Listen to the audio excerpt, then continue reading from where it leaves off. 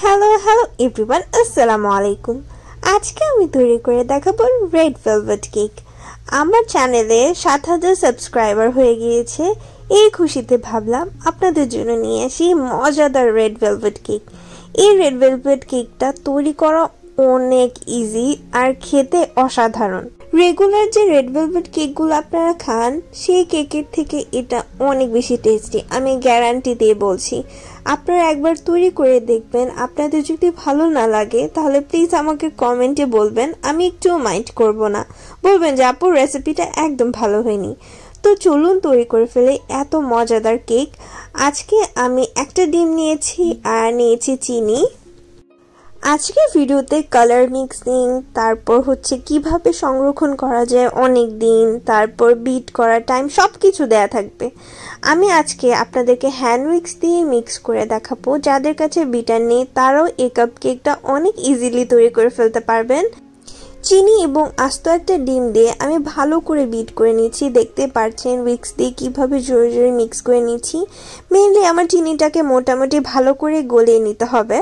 আপনারা চাইলে এখানে চিনিটাকে ব্লেন্ড করে মিক্স করতে পারেন, তাহলে আপনাদের বিট করার সময়টা কম লাগবে, ইজিলি মিক্স হয়ে যাবে।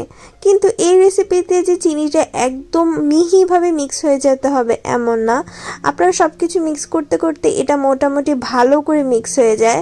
যাই হোক, দেখতে পাচ্ছেন আমি কি ভয়ানক পজিশনে এটাকে মিক্স করে নিচ্ছি।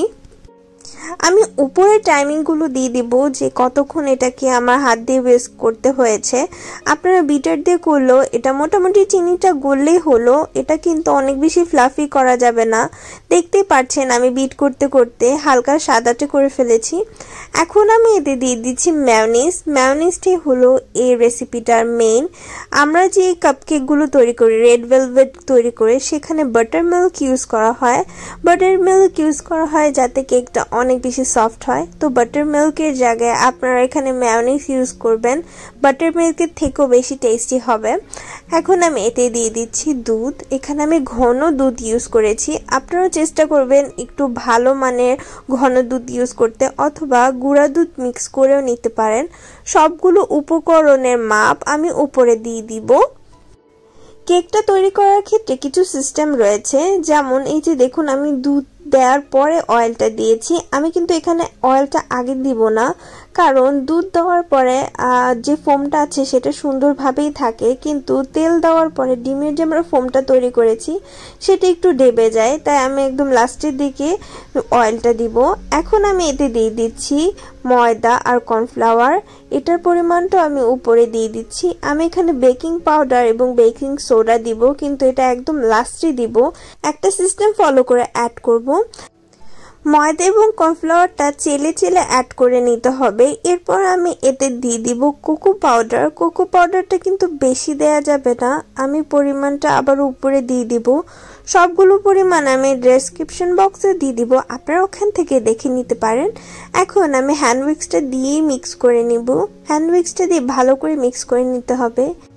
এই রেড ভেলভেট কেকটা খাওয়ার পর আমি 100% শিওর আপনাদের আর অন্য কোনো রেড ভেলভেট কেক পছন্দ হবে না। এটার টেস্টটা এতটা ভালো। কিন্তু একটা জিনিস বলবো, যারা একটু দই টাইপসের টেস্ট পছন্দ করেন, অনেকে আছে রেড ভেলভেট কেকের মধ্যে একটু দই টেস্ট পছন্দ করে, বা অনেক বেশি টক বা একটু কেমন জানি টেস্ট পছন্দ করে, তাদের জন্য বলবো আপনারা মায়োনেজের পরিবর্তে এখানে 2 টেবিল চামচ পরিমাণ টক দই ব্যবহার করতে পারেন।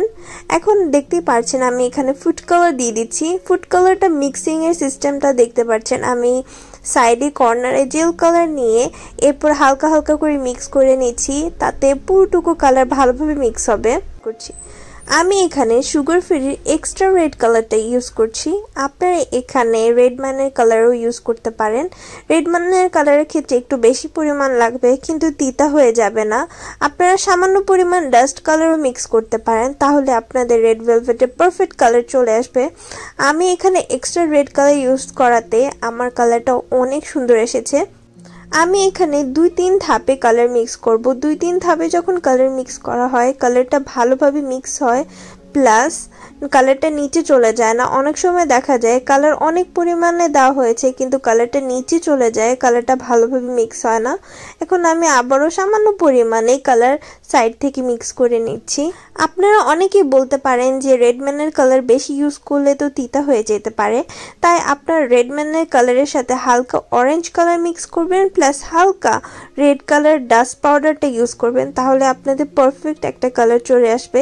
বেশি পরিমাণে দেওয়ার কোনো প্রয়োজন নেই। ধরেন 3-4 ফোঁটা রেডম্যানের কালার দিবেন, ডাস্ট কালার 2-3 চিমটি, এই তো, আর একটু অরেঞ্জ কালার দিবেন, তাহলে সুন্দর একটা কালার আসবে। কোকো পাউডার দেওয়া হয়েছে তাই একটা ডার্ক কালার এমনিই চলে আসবে। যাই হোক, আমি এখানে অরেঞ্জ কালার দিয়ে আবারও মিক্স করে নিচ্ছি। প্রথমে মনে হতে পারে যে এটা একটা অরেঞ্জ কালার চলে এসছে, না, আপনারা যখন বেক করবেন তখন কিন্তু আরো বেশি ডার্ক কালার হয়ে যাবে।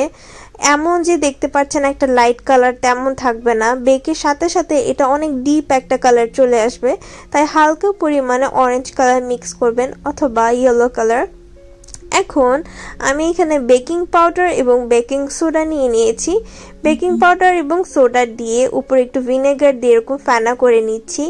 এই ইনস্ট্যান্ট মিক্সচারটা যখন আমি ব্যাটারে দিব সাথে সাথে ব্যাটারটা ফ্লাফি হয়ে যাবে, ফোমি হয়ে যাবে। এর কারণে আপনাদের কাপকেকগুলো অনেক সুন্দর ফুলে উঠবে।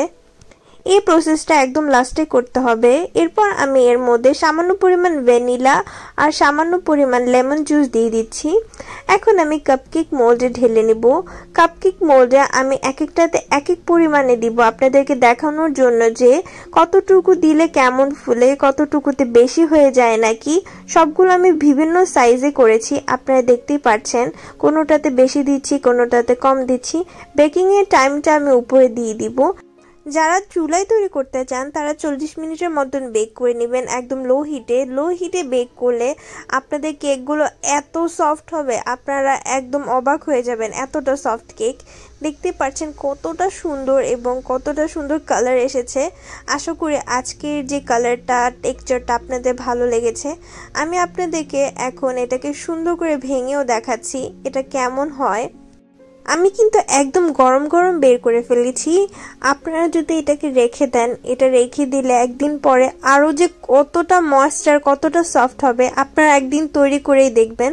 ভিতরের টেক্সচারটা দেখতেই পাচ্ছেন। এখন আপনাদেরকে আমি তৈরি করে দেখাবো ক্রিম চিজ ফ্রস্টিং। এই যে দেখতেই পাচ্ছেন লিকুইডি ক্রিম চিজ ফ্রস্টিং।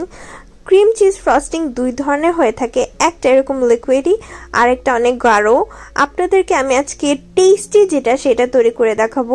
এই ক্রিমটা যে কতটা টেস্টি আপনাদের কাছে অবশ্যই অনেক ভালো লাগবে।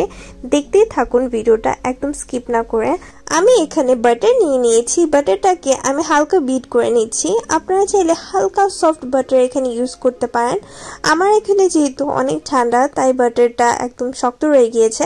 এখন আমি এতে ক্রিম চিজ দিয়ে দিচ্ছি। আপনারা চেষ্টা করবেন ফিলাডেলফিয়া ক্রিম চিজটা ইউজ করার অথবা আলমারি ইউজ করার। ফিলাডেলফিয়ার টেস্টটা একটু বেশি ভালো, ফ্রেশ একটা ফ্রেগ্রেন্স থাকে, মিল্কি একটা টেক্সচার থাকে। অন্যান্য যে চিজগুলো থাকে সেগুলোর মধ্যে থেকে লবণাক্ত একটা টেস্ট আসে, যেটা দিয়ে তৈরি করলে একদমই ভালো লাগে না ক্রিমটা। এখন আমি সুন্দর করে বিট করে নিচ্ছি। সুন্দর করে বিট করে স্মুথ করে নিতে হবে। আপনারা যদি একটু থিক টাইপের বা ফ্রস্ট করতে চান অথবা একটা কেককে কভার করতে চান তাহলে এই পর্যায়ে গুঁড়া চিনি অ্যাড করে নেবেন। আজকে আমি যে ক্রিম চিজটা ইউজ করছি বা তৈরি করছি এটা হচ্ছে সফট বা মেল্টেড ক্রিম চিজ, যেটা রেড ভেলভেট কাপকেকের উপর দিয়ে খেতে অনেক ভালো লাগে। আপনারা যদি পাইপিং ব্যাগে ভরে পাইপিং জাতীয় করতে চান তখন এটার মধ্যে আইসিং সুগার দিয়ে নেবেন অল্প অল্প করে।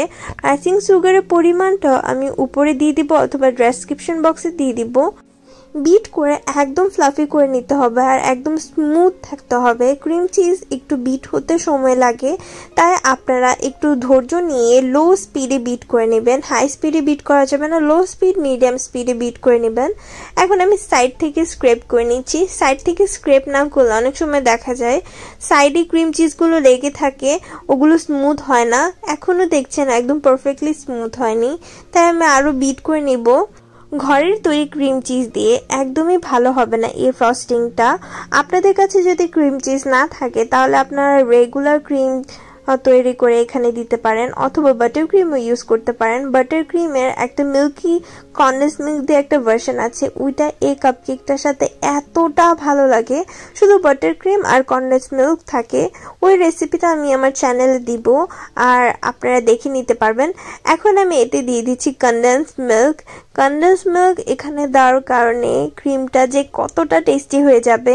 এখানে চিনি দেওয়ার কোনো প্রয়োজন নেই, দেখতেই পাচ্ছেন কনডেন্স মিল্ক দেওয়ার সাথে সাথে এটা লিকুইডই হয়ে গিয়েছে। আপনারা যদি শক্ত ভার্সন চান তাহলে এখানে কনডেন্স মিল্কটা দিতে পারবেন না, আইসিং সুগার অ্যাড করে নিতে হবে। এখানে কোনো প্রকার চিনি ব্যবহার করার প্রয়োজন নেই, কারণ কনডেন্স মিল্ক প্রচুর পরিমাণ মিষ্টি হয়ে থাকে। তবুও আপনারা যদি আরও বেশি চিনি খেতে চান তাহলে এখানে আরও 2 টেবিল চামচ পরিমাণ চিনি অ্যাড করে নিতে পারেন। এখন সুন্দর করে মিক্স করে নিব, মিক্স করতে করতে ফ্লাফি করে নিব। এটা কিন্তু আরও ঠিক করা সম্ভব। আপনারা বিট করার পর এটাকে ফ্রিজে 1 থেকে 1.5 ঘন্টা রেখে দিলে লিকুইডটি থেকে অনেকটাই হার্ড হয়ে যাবে। এরপর এটা দিয়ে আপনারা মোটামুটি ভালো একটা স্মুথ ডেকোরেশন করতে পারবেন। এরকম সফটেন থাকতে আপনাদেরকে আমি দেখাচ্ছি, আমার কাছে এরকম সফট ক্রিমটা খেতে রেড ভেলভেটের সাথে অনেক ভালো লাগে। এখন আমি কেকটাকে একটু কেটে দেখাচ্ছি কেকটা যে কতটা টেস্টি হয়েছে। আপনাদের কাছে একটা রিকোয়েস্ট, আপনারা বাসায় অবশ্যই এটা তৈরি করবেন। তৈরি করে প্লিজ আমাকে জানাবেন আপনাদের কাছে কেমন লেগেছে। আশা করি আজকের কালার, আজকের টেক্সচার, সফটনেস আপনাদের কাছে অনেক ভালো লেগেছে। এটা সংরক্ষণ করার সিস্টেম বলে দিচ্ছি, আপনারা এয়ারটাইট বক্সে ভরে এটাকে 7 থেকে 10 দিনের মতন নর্মাল ফ্রিজে সংরক্ষণ করতে পারবেন। তাছাড়া আপনারা এটাকে বাহিরে রেখেও সংরক্ষণ করতে পারবেন প্রায় 4 দিনের মতন এয়ারটাইট বক্সে ভরে। বাজারে বিক্রির ক্ষেত্রে এটা 4 দিনের মতন ভালো থাকবে। এর মধ্যে ভিনেগার আছে, তাই এটা একদমই নষ্ট হবে না।